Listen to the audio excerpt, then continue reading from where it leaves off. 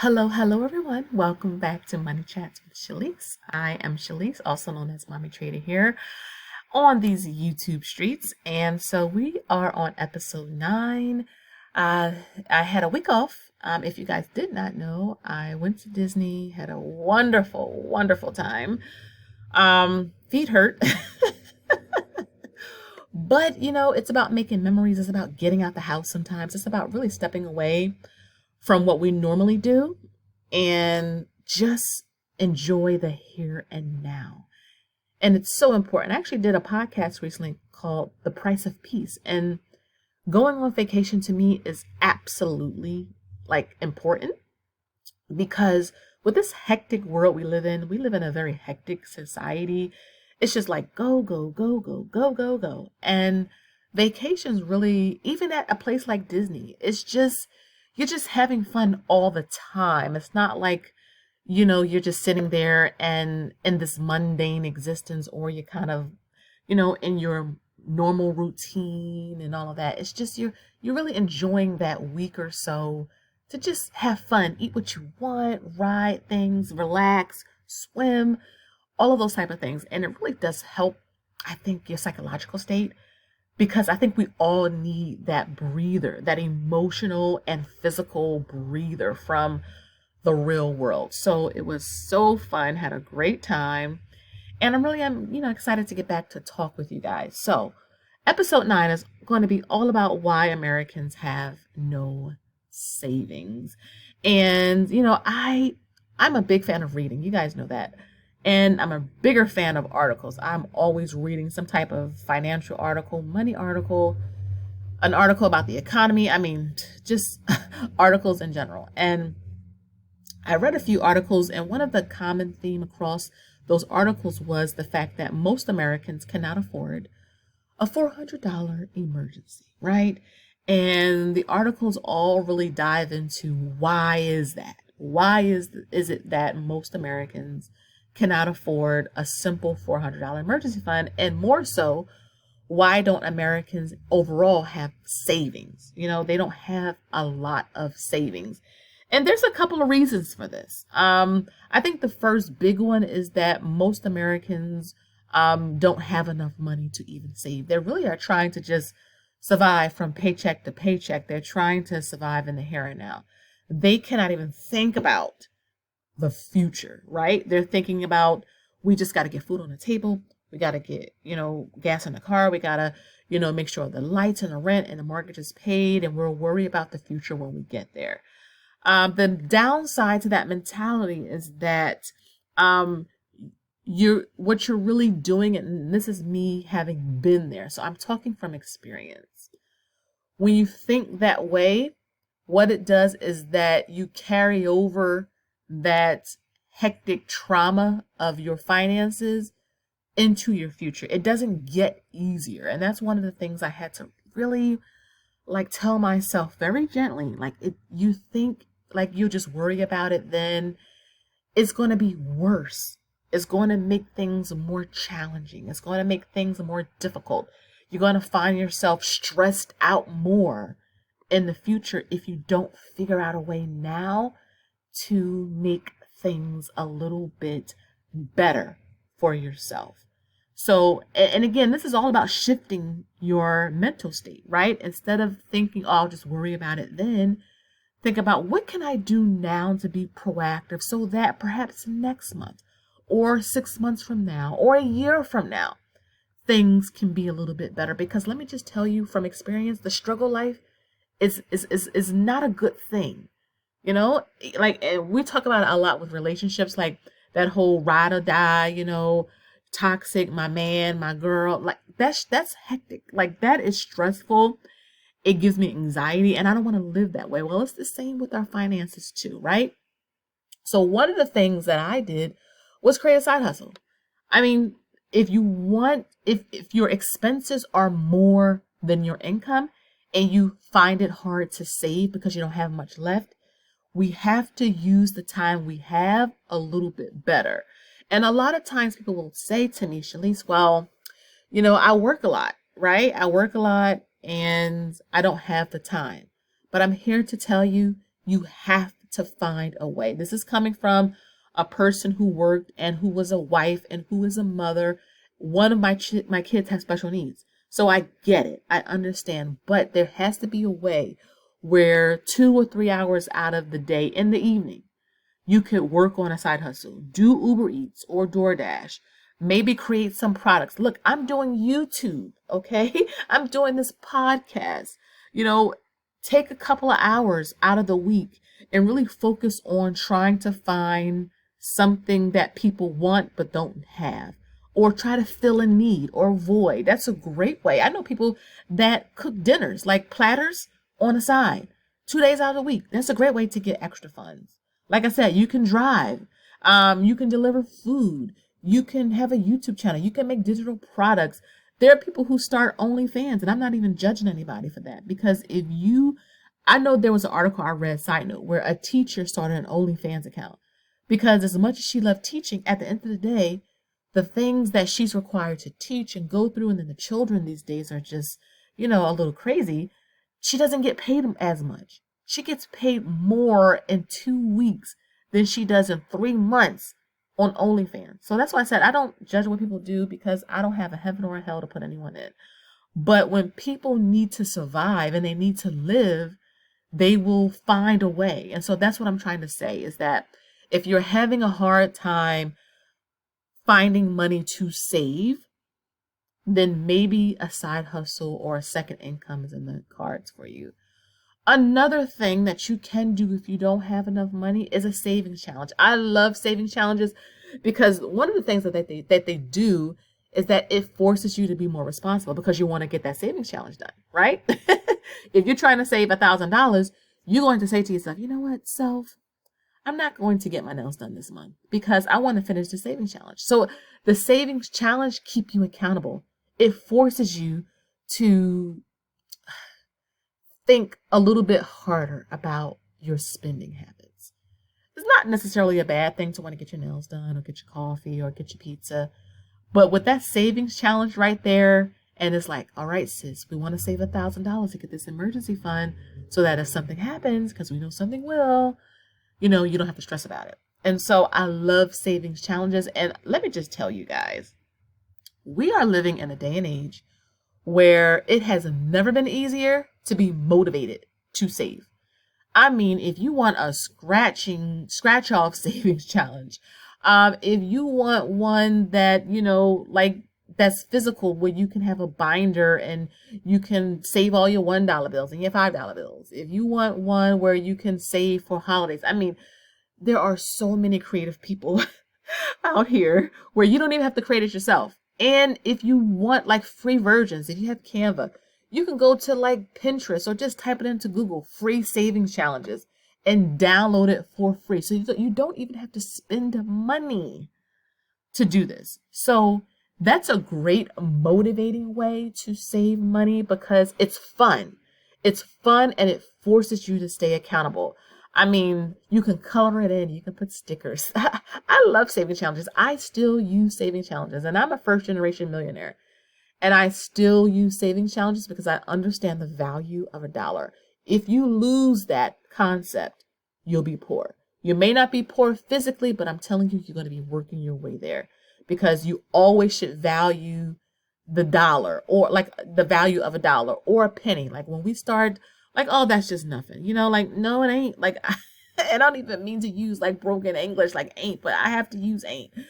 Because, I will pick up money off the ground. People will leave money like in the little machines. Like, you don't want your 35 cents. I mean, I will take that 35 cents and save it. You can do a coin savings challenge. Save all your coins.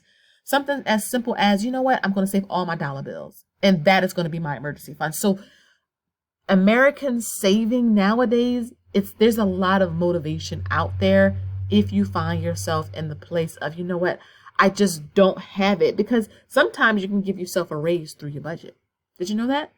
You can give yourself a raise through your budget. Because again, the savings challenges forces you to like stay in tune with it, because you want to get it finished, right? Another reason why, or how Americans can save more, and again, this is a come to Jesus moment. A lot of Americans are just not good with their money.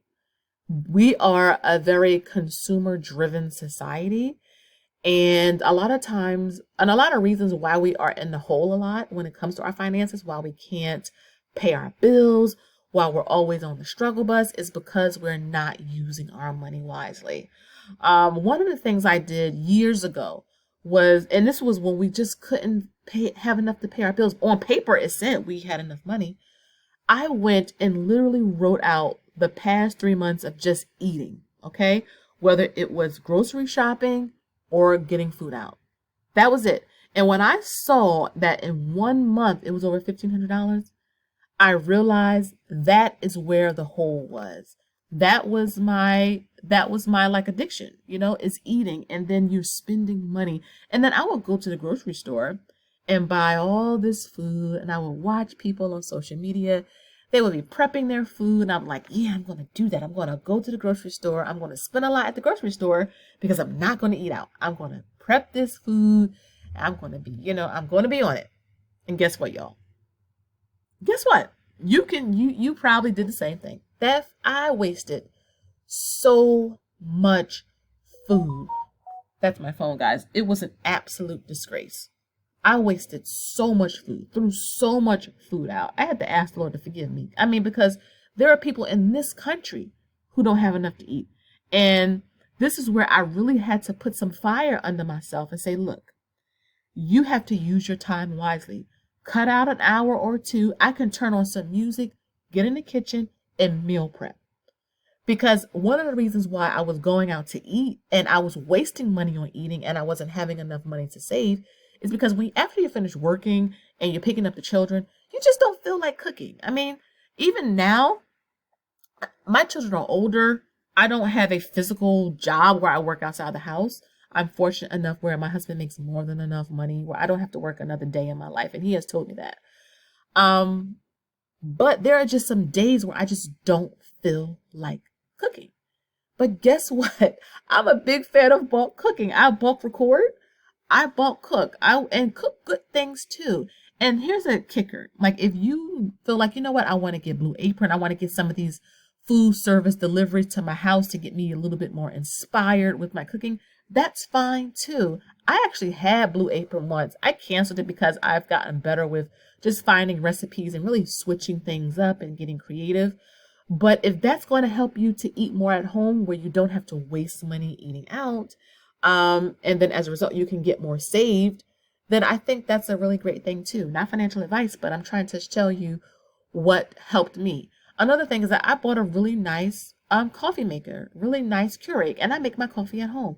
And I'll tell you this, I love it. I drink decaf, by the way.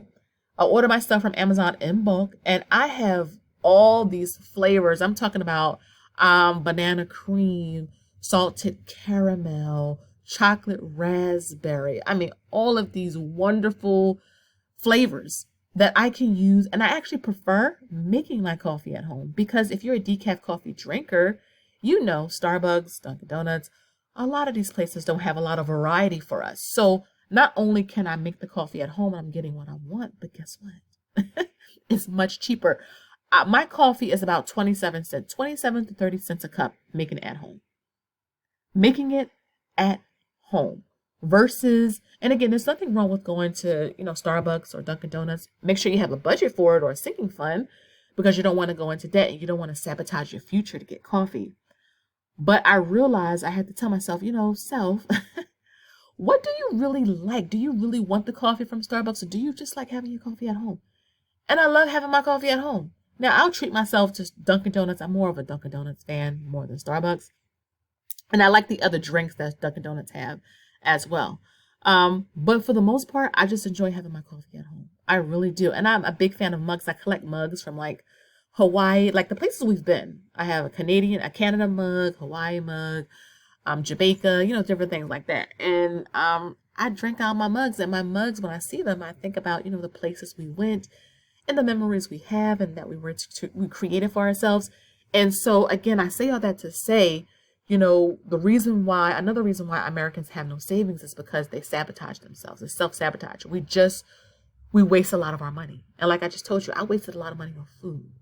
So, those are just three, I think, simple and easy ways you can get ahead if you find yourself in the place of not having enough savings, enough savings. Let me just tell you, at this day and age, with the cost of just things in general, you need a savings. Not only can you sleep peaceably at night, but the stress in your relationship, in your home, having that money there. And here's a kicker before I end this. Don't be afraid to use the savings.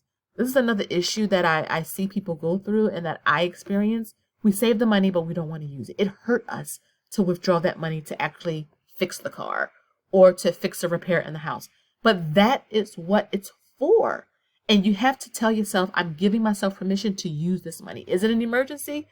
If it's an emergency, use the money. And that's another thing. Emergencies only. A lot of times we'll tell ourselves or we'll lie to ourselves and say, well, a vacation is an emergency. That's not an emergency. I'm here to tell you that's not an emergency. Wanting to, sign your kids up for camp is not an emergency. Emergencies are situations where it's I don't want to say do or die, but you gotta deal with it right then and there. A car repair, a home repair, a medical problem, a loss of a job. Those are I have to deal with this right here and right now, because if I don't, things are going to get worse. That is what emergencies are for. So give yourself permission, give yourself grace, and tell yourself it's okay for me to use this money, because that's what it's here for. This is what it's here for. This is why, we went through all of the savings challenges and budgeting and managing our money well, because the only thing we got to do is transfer the money. We don't have to worry about borrowing from other people. We don't have to worry about going into debt. We don't have to worry about, the problem getting worse because we don't have the funds to fix it. So I'm here to tell you it's okay.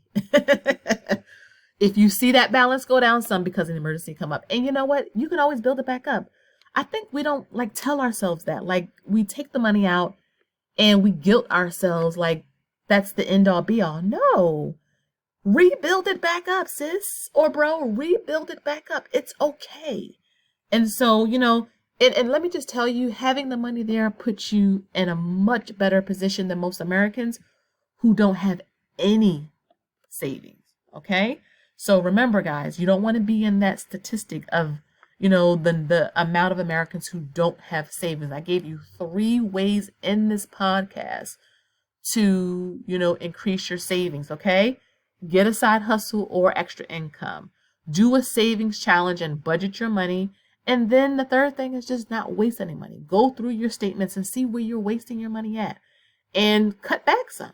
That's all you got to do. If you don't want to go cold turkey, because not everybody wants to do that, cut back some in certain areas and you're going to see your investments, or not your investments, your savings increase. So I hope that you guys enjoyed the podcast on today. I really did. I hope that it gave you some motivation and some encouragement, into building up your savings. I suggest everyone have at least 1 month of expenses saved, and then 3 months, and then 6 months. And for us, for our early retirement, we want to have 2 years worth. Because if the market is down, someone loses a job or whatever, we have enough money to kind of get us through. So don't forget to like, share, and subscribe. And before I end, if you made it this far, let's do a little giveaway. I'm going to give away $25 in Amazon e-gift card, so I will be emailing it to you. You have to be subscribed to the channel, and you have to leave me a comment in terms of what's your savings goal. Okay, so you don't have to say what your current savings is, but what's your savings goal? Do you want to get to 3 months? Do you want to get to $10,000? Whatever that is. So be subscribed and leave me the comment of your savings goal. And I have to do a hashtag, guys. I have to do a hashtag because that's how I pick the winners. I use a website that do the winners. Do hashtag save. SAVE. All right? Easy. Subscribe. Leave the comment about what's your emergency fund goal or your savings goal. Hashtag save. SAVE. Lowercase. Okay? So that's pretty much it. I'll talk to you in my next video. Have a wonderful Easter holiday, and I'll see you in the next one. Have a good one. Bye-bye for now.